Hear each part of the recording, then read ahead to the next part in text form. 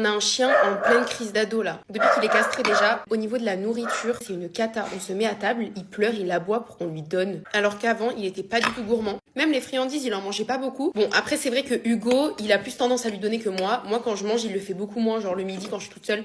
Vraiment, il le fait au début, voilà, il met les pattes sur la table, il essaye, je lui dis non, il arrête. Maintenant, ce que Hugo, il essaye de faire, c'est de lui donner dans son panier. Comme ça, il vient pas à table réclamer. Par contre, pour l'aboiement, je suis grave preneuse de vos conseils parce que là, c'est vraiment une catastrophe.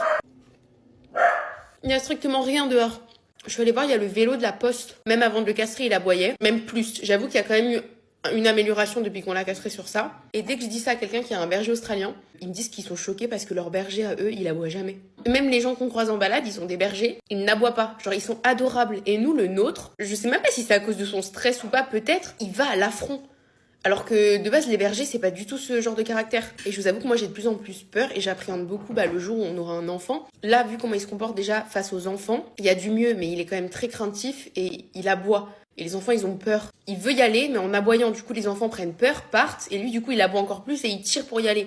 Par exemple, là, on était de mariage ce week-end, et il y avait un enfant, mais trop mignon, de 3 ans, un petit garçon, qui voulait voir Pralin. En fait, nous, on dormait dans un appartement qui était en hauteur, donc il fallait monter des escaliers pour venir nous voir. Et le petit garçon, il est venu tout seul en bas des escaliers. Nous, on était dans l'appartement avec le chien. En fait, on a entendu le petit monter, il a enlevé ses chaussures pour rentrer chez nous. Hyper chou et tout, il est arrivé tranquillement, tout doucement et tout. Et la porte, elle était mal fermée, mais on n'avait pas vu. Du coup, Pralin, il a ouvert un peu la porte avec son museau. Il lui a fait tellement peur.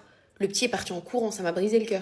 En fait, il a pas arrêté d'aboyer, mais méchamment. J'ai des enfants dans ma famille et maintenant, on le prend plus quand on va voir ces enfants-là parce que il leur a déjà fait peur une fois. Après, c'est mes petits cousins, ma petite cousine et ils aiment bien aussi aller courir autour. Je pense que quand il était plus petit, ils ont dû lui faire peur et peut-être que depuis, je sais pas, quand il les voit, il aboie, il va, etc. Il aime pas trop quand on s'approche de lui. Sauf que c'est des enfants, donc on va expliquer ça à des enfants. Ils comprennent pas en fait le danger entre guillemets. Du coup, moi, ça me fait grave de la peine de devoir le laisser à la maison parce que j'ai peur vis-à-vis des autres enfants. On l'a fait voir à deux comportementalistes différentes. Tout le monde nous dit qu'il n'y a rien à faire, que c'est le caractère, que c'est la race, qu'il est comme ça. Je suis grave preneuse si vous avez des conseils.